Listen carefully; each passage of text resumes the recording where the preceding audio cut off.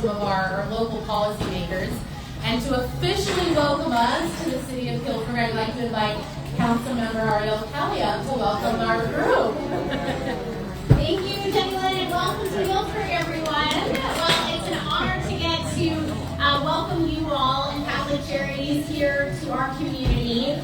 This organization is actually, besides being on City Council and working in partnership with Catholic Charities, I've had the honor of working with Catholic Charities in my former role as CEO of Corazon Healdsburg, our local family resource center and nonprofit agency. We worked in partnership with Catholic Charities for many years, and they still do, in supporting our immigrant community. And so while unfortunately we face really strong headwinds, to put it mildly, or incredibly difficult, challenging times, whether it's the federal or state funding that we were relying on to continue to support these incredible programs. A lot of that state and federal funding, we are struggling to have those funds available, or they're stuck in courts or otherwise. And so, as you know, even when government isn't functioning, and we're happy to say that local government is still functioning really well, thanks to the folks here who helped make that happen. But when we rely on funding sources from our federal partners and those aren't coming through, we still have a need. The need to support our immigrant community remains strong, and we know that there are clear pathways to citizenship for folks in our community who desperately need that support. And so I recall many years ago when we would sit down, families would walk in the door at Corazon and they would say, we're ready to apply for citizenship, we'd like to move forward. And we would be able to look at their individual cases, and of course, there's a variety of different laws and rules and regulations that oversee how someone can find a pathway to citizenship. But that relief is available for some. But there are so many barriers even once that's identified. And so we would work with those individuals. We would partner with Catholic Charities to bring citizenship classes, because if you don't know this, you actually have to pass a test to become a citizen, and that test costs money, and you have to study for it. So some of our new citizens actually are more knowledgeable about the Constitution, about who was the 15th president. Anyone know? Anyone know who the 15th president was? Because they do, you have to know it for the test. And so all of these things are requirements to be able to become a U.S. citizen. And so when we had our clients who were ready, who were able to move forward towards that pathway to citizenship, who could take a class that was in Healdsburg thanks to Catholic Charities, that they had their fees paid because it is a very steep cost, which Jenny Lynn will talk about tonight, the cost of becoming a citizen. But as you know, the security of being a citizen and having a passport, having a legal resident card, and what that allows folks to do, especially in this time and in this era, it is so critically important for people to continue to have that pathway to citizenship and those opportunities, even when the federal funding is no longer available. And so that is why we're so grateful to all of you for being here tonight, grateful for folks who understand why it's so critically important to continue to support our immigrant community and to fund a future citizen like we are tonight, because not only is it the right thing to do for our friends and neighbors who are wanting to become Americans, and frankly, some days it's hard to still want to be an American. I mean, it's hard to say that, but some days you watch the news and you're just like, I hope no one sees what is happening right now in the international community, because some of the things that are being said and done in D.C. and otherwise, it's embarrassing. We deserve great leadership as a country, but we have amazing immigrant neighbors who still want to become Americans, and that is really heartwarming. And so because of that, I think it's great that we're all here today. We're all here to support our community. And for anyone who has had to try to hire employees in this community, who is trying to build a workforce to sustain your business, or those of you who drop your kids off at school or grandkids off at school, you know that our community is very diverse, that people arrive in Sonoma County for a variety of reasons. There's some who were born here, some whose great-great-great-grandparents were born here, and some who just arrived recently as asylum seekers, as those who are looking to build a better future for their families. And so to be able to welcome those neighbors and to ensure that they have the support that they need to have that pathway to citizenship. That's what we're here for tonight. So I wanted to say thank you so much to Jenny Lynn for coming to Healdsburg, for all of you for being here. And I'll turn it back over to Jenny Lynn to tell a little bit more about what's going on. Thank you so much. It has been an honor to work both as a partner, helping to serve our immigrants, but also to partner with Healdsburg and an extensive need that we know we have here. So thank you for being here. Before I bring up one of our strongest state allies to share a little bit, I want to talk a little bit about the campaign, but I'd be also remiss if I didn't share a couple of thank yous and recognitions. First, I want to thank Catholic Charities Board, both current and past. If you want to raise your hand, they have been huge supporters. I also want to recognize former Mayor Tom Schwedhelm, who has also helped us so often in Santa Rosa with the work that we need to do there. And one person I really want to recognize is this lady right here, Dina Lopez, who was our Director of Immigration Services and does all the work with her amazing team to support our immigrant community. So thank you. So really quick, I want to share a little bit about why we're here before we hear from Assemblymember Rogers. And it really started, as was mentioned, we were given 8 hours notice that our funding from the federal government was being cut off. 8 hours. And there was a lot of challenges with it, but the part that was most concerning was who this funding was for, which was for legal permanent residents who have been here for years. And it was showing that the attack that was going to be coming our way on our immigrant community was not going to be, as was said, based on people with a criminal background or people who are not here legally. These people are here legally. And we saw right then and there that this attack was going to be much greater than we expected, or maybe we did expect. But it was proof that we would have a big fight on our hands. And we had a very challenging moment. We had to decide, what are we going to do with the funding being taken away? And as I reached out to some of my colleagues, many of them said, well, we're going to have to stop. We're going to have to turn off the services. And it was a moment of discernment of what should we do. And I realized just because they take our money doesn't mean we have to stop. And that's what we did, is we decided and we take a stand and we would not stop. Because these individuals have done everything right.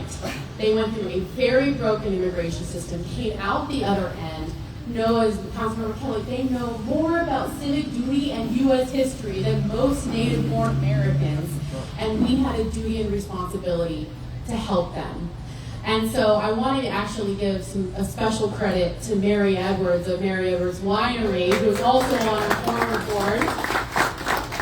We were having lunch one day and talking about this, and I'm like, I don't know what we're going to do, but I just have to, I know we have to keep going. And it was her vision that brought the Fund a Future Citizen initiative to life. It was her, actually she named it, and not only named it, helped me think of it, she gave the first $25,000 to get this whole program going. So we would not be here without Mary Edwards. So I want to talk really quickly. It costs about $1,400 to fund a citizen, and I'm going to talk more about that a little bit later on. But it's not just about funding a citizen, it's about speaking up for our immigrant neighbors and really hyper-focusing locally on what we can do. Because there's a lot we can't do at the national level, I think we all know that, but there's a lot we can do here locally.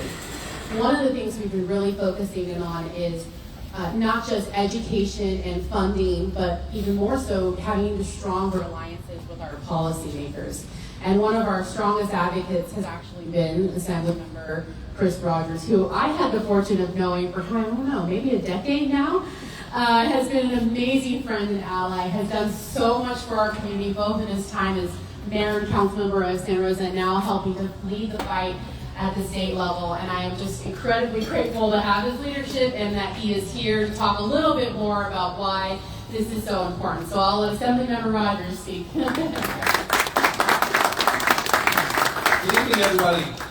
So the one person that Jenny Lynn didn't thank, and that she needs to, is herself. I think we need to give Jenny Lynn a big round of applause. I have known Jenny Lynn for over a decade. Spoiler alert, she is the best lip sync battler in Sonoma County. You can YouTube it and look her up. It's fantastic. But one of the things that's been very apparent for the time that I've known her is that she's got the biggest heart. And I believe the Press Democrat actually called her Sonoma County's Mother Teresa at one point. And that was before she was in this role. And it's been fun as one of her friends to watch her experience expand and her impact expand, to be able to drive policy with values and to make sure that we're investing in the people who need it the most in our community. And just a huge thank you to Jenny Lynn for everything that she does. Thank you. And as she mentioned, I am very proud to be here tonight. Some of you might know this, but my wife is an immigrant. She came here when she was young from Scotland. Her mother brought her here for a better life, and she was able to make it. She is a local nurse who gives back in our community, and she wants to always instill those values in our son to make sure that the immigrant experience and the American experience are intertwined and not separated.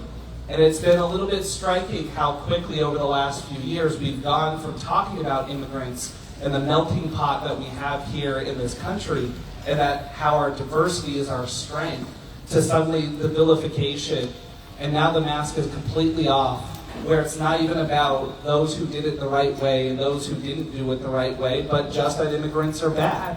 When you have funding being taken from programs that are helping people to access these programs and get through the system that's already challenging, that it's not about whether people do it legally or not. You just don't want those folks to do it. And what we see from the local perspective is that attacks on our immigrant communities are having an eroding effect on our communities as well.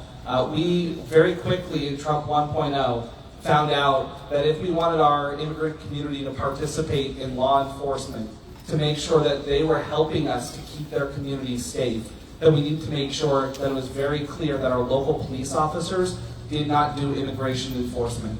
That if you want folks who are willing to step forward and say what's wrong in your community, to show up when there's a disaster to help their communities, you can't be grabbing them off the streets and having them disappear in our country. And that's something that we have seen from top to bottom, from the local level, your cities, all the way up to the state level, where folks are not showing up to work, folks are not showing up in times of disaster, folks that we have relied on. Folks do not know how to access our community's resources. They're not going and getting health resources until they show up at an emergency room, and something that was preventable is now a crisis. This attack on immigrants not only harms those individuals and their families, but it harms our entire community. So this type of a program is really critical, because we know that additional roadblocks are going to be thrown up. We know that additional barriers are going to be put in place.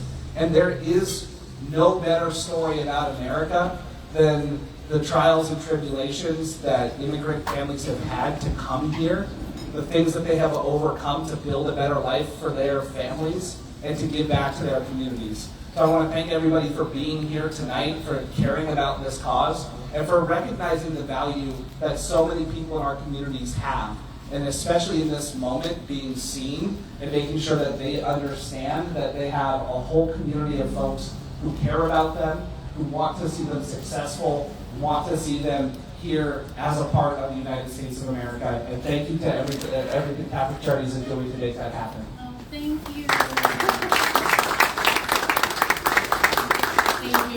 Thank you, Senator Rogers. And I'm so grateful we have your leadership state. Thank you. And if you YouTube, you're going to see him much more lip sync battling than I am. So I encourage you to look at it. It is a great, fun thing. But it was for a good cause for a partner agency. But thank you for all you do. So I'm going to talk quickly about the campaign. And I want to just really transition to not just why we're here, but the imperative that we have to protect our immigrant community. We cannot let hateful rhetoric and harmful policies hurt any more families or take away any more of our community, which is what's happening. Whether it's voluntary or mandated at this point, people are leaving and we need them.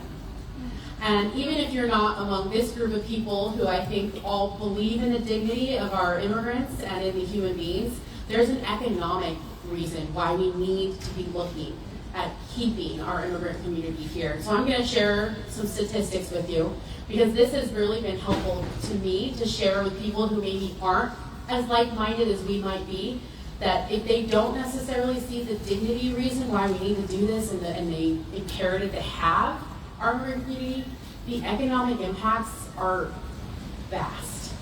So really quickly, immigrants are actually, they found it's 55% of U.S. startup companies, which is valued at more than $1 billion, and they create businesses at twice the rate of U.S. born citizens. And so that spurs jobs, innovation, it grows our GDP. Additionally, nationally, 48% of our agricultural workers are foreign born, but here in Northern California, that number is 90%. We cannot survive without our immigrant community, even more so in Northern California. And then when we look at their economic impact, they generate $1.6 trillion in economic activity, and they pay more than $579 billion in local, state, and federal taxes. Despite the narrative that they don't pay taxes, they do. They also could reduce the federal budget, their economic impact could reduce the federal budget deficit by $897 billion over the next 10 years.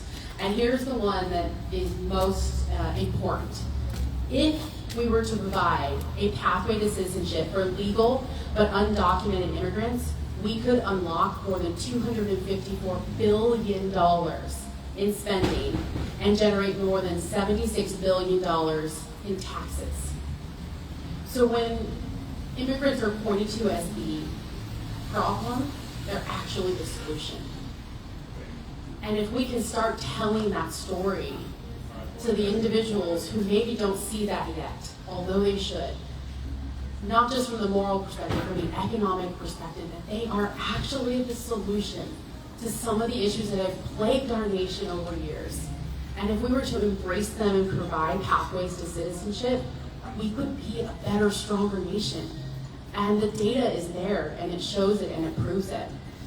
So with that, we are asking that people join us in the fight to protect our local immigrant community. We may not be able to change national policy. We can support our elected officials here locally and at the state level to continue to bring forward strong policies, but we have to keep them here. And that's why this campaign is so important. It costs $1,400 per citizen to pay their legal fees, their citizenship class, their citizenship test. There are so many barriers standing in their way. We can't let financial barrier be one of them.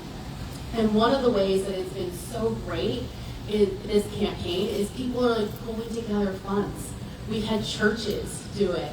We've had family members, friend groups, colleagues pull together $20 here, $30 here, all together collectively impacting a family and a citizen who will do great things in our community. This place is an example of one of them.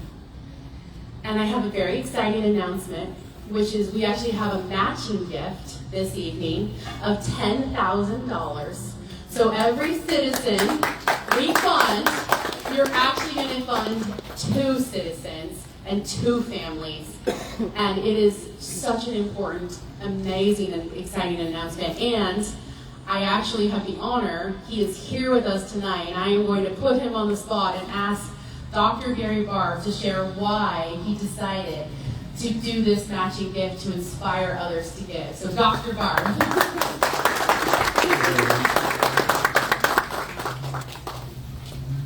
I'm thrilled to be able to help this project. Mary Edwards spurred me on.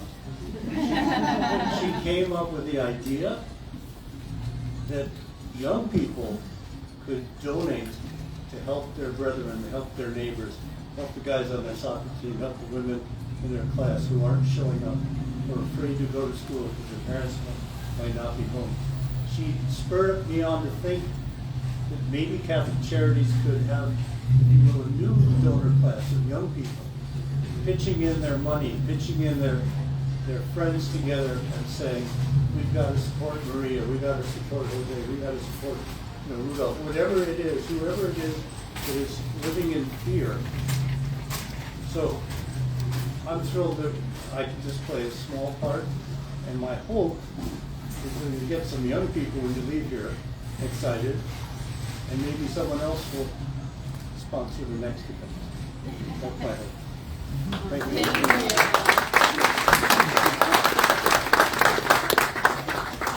So thank you so much, Dr. Barth. Is this something? Might have died. Hello. Anyway, I'm loud. Well, thank you, Dr. Barth. I very much appreciate it. I actually have known him for, I don't even know, maybe as long as Assembly-Member Rogers. He actually, one day, he took every single child living in our family shelter to the movies and dinner. And he did it twice. Every single one of our kids and their parents got to go to the movies and have a very nice dinner. So I appreciate everything that you do. And Mary, again, everything you've done to get this going. So I want to say, I promise this is the last you're going to hear of me before I bring up our last, probably maybe the most important person that we can talk to. But I wouldn't be asking for these funds if it wasn't vitally important. Because we need to, as Councilmember Kelly mentioned, we need to not just get people through the citizenship process, we need to accelerate it. We've got to get people more secure status quicker. The attacks are coming, they're not done yet. And we have to make sure that we get people to the safest status we can as quickly as we can. Well, yeah, so the need is also, as Dina and her team can mention, the need is like we've never seen before.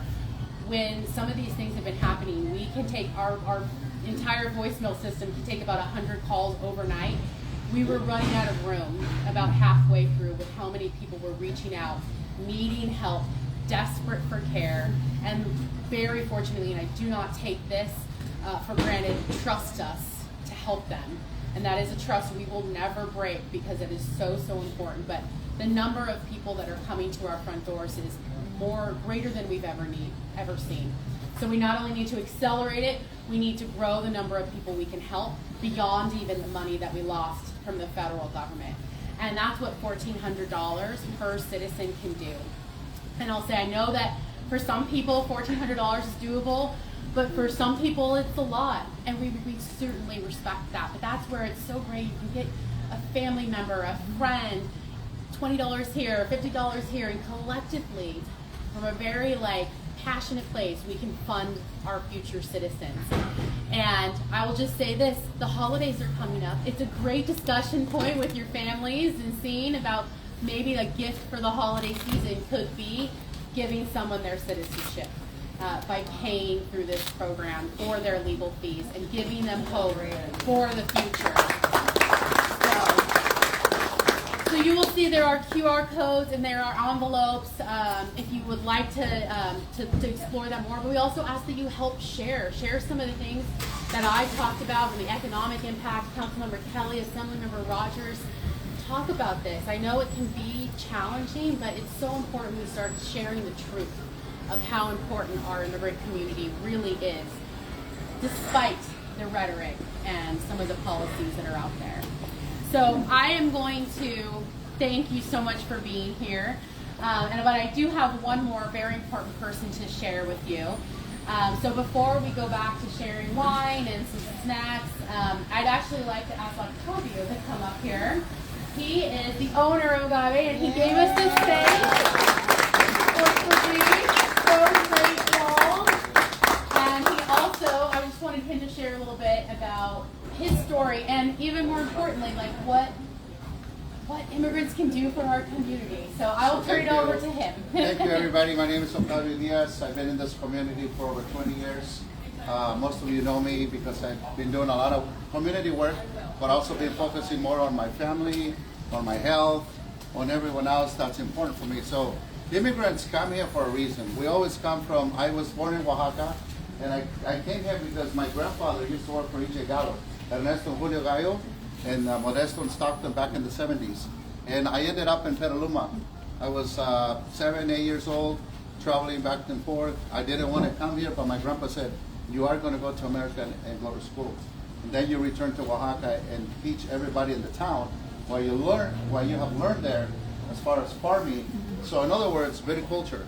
So my grandfather came here first, then I came here in 1989. I was not documented. I was undocumented. I became a resident, permanent resident, and then I am a product of the Catholic Charities citizenship program. I became a citizen because of Catholic Charities. I haven't shared a lot of too much with many people. This is the most people I've actually spoke about.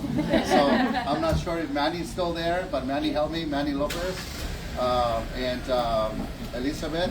So these were two individuals that found me sponsorships. I didn't have the money to pay for the 100-question citizenship that you have to go through, but it was really rigorous. I felt like I was studying for a quiz, a major test in high school, and I was really pulling my hair, like trying to learn like the stars, all the flag, the Constitution. And now, as I look back, it's one of the most beautiful things for me to have done, become a U.S. citizen, because that's how I can give back to our community. I don't look at you if you're black or white or brown. I look at you as a person. And I think that with this county, Healdsburg, does really some really great things when we do give back without judging your race, because race doesn't really exist. I think that American people think America's white, but America is a melting pot of the world. You go to San Francisco, you go in a Ford, you go eat a Chinese restaurant, and you are married with an Italian woman. How diverse is that, right? Well, that's California. That's America. So I am a product of Catholic Charity citizenship program. I went through that. I'm very happy, and I think I only pay $100 out of my pocket. Someone else, I don't know who, sponsored for my most expensive part, which now it's over $1,000 per citizen or more.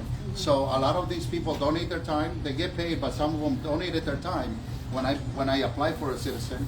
I'm not sure what the regulations are now, but I can assume that it's a lot much harder now to become a citizen. Now, I always believe in being a good immigrant. The worst I've done is probably get a speeding ticket. And that's being, gosh, I feel bad that I got a speeding ticket. But I was on your way to work, right? yes, it was. And many times when people think about immigrants, they think about negative stuff or bad stuff. I don't do bad stuff. I believe in doing great things so that good things and great things happen to us and to our family. Now, I believe that good always wins over evil. Evil is always going to exist. And like your friends, you hang around with the best friends, and guess what? You're going to become a very successful, as good as them or better. And that's the goal for this. It's about the mindset, not the footprint. America wants us to think about the footprinting, not the mindset. In 2018, I was selected by the EDP. There was 3 Latinos. You have to be a Latino because these programs are only for women or for Latinos in underrepresented areas. I had the opportunity to be selected by the Hispanic Chamber of Commerce, the EDB, and the Sonoma County Metro Chamber, I believe. Again, they paid for my scholarship to go to Stanford. So what a beautiful thing. I ended up at Stanford in 2018, and I felt like, where am I going? Am I really going to Stanford? I was getting the chills, just like when I was becoming a citizen. Why am I going there? What's the purpose? Well, I'm there for business. That was one of the best things I've done. You select the friends that you surround with, and that's how you become an entrepreneur. I am a business person. I started Agave in 2008 when the economy went sideways. Remember those days? Now we're in the same boat, but this is the worst I've seen in business. Business for small entrepreneurs, it's really tough. But you know what we immigrants do? We fight back. How do we fight back? We stay alive. You work in the kitchen 14, 16 hours. You're a mechanic. You're working 20 hours a week, 7 days a week, 7 days a week, right? So there's a lot of good stuff happening in Sonoma County. And I want to tell you this. I feel so proud of all the people that have helped me, sponsor me to become where I am, to be where I'm at. And I always tell my family this: do good deeds so good things happen to you. right? Chris Rogers, I didn't know Chris Rogers until I went into Roseland. You know the food park Mitote? So Mitote is what we're really doing here. Mitote is sharing best practices, regardless of who you are. We all have the same common goal, to live in a safe area, to live in a really, really safe community, to have the mindset of, we can't think the same. There's over 60 people here. We don't think the same. We all think differently, but we're here for the same common goal, right? That's what we're here. Now, I do ask that if you have the means to donate 1,000, 5,000, just like the two, the doctor and Mary did, you get free meals in Agave for that.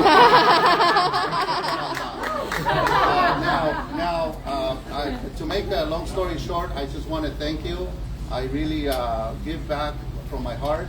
I don't want anything in return, because I was in this position to really, really push and give things in a positive way.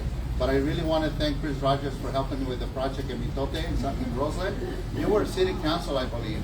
And I remember meeting Chris and voting, because there was a lot of pushback. We don't want this in Roseland. Roseland is mainly 99% Latino, first immigrants, blah, blah, blah. I said, what do I look like? Do I look like I'm from a different planet? I'm there to give you economy, jobs, to help people in there. And they finally bought into it. But Chris Rogers was one of the first ones. His vote actually was crucial. If he'd said no, I would not have been there and saved $250,000 in my pocket. Now, Mitote has shifted about a mile down south. We're on 100 Sebastopol Road now, but we have the same model there, because we're trying to give back to areas like Roseland, where there's a lot of people that don't have the people in support, but we need more of that. You'll be surprised how much of that is needed, and it's called leadership at its best. Now, with that being said, I want to thank you, and I know we've done some things in Mitote here. Agave is really here for you to do these kinds of events, but I want to thank you for doing this. I know that if you're not a great person, you wouldn't be here listening to us or giving back to Catholic Charities, but I do believe in Catholic Charities, and I am a product of being a citizen because of that. So thank you.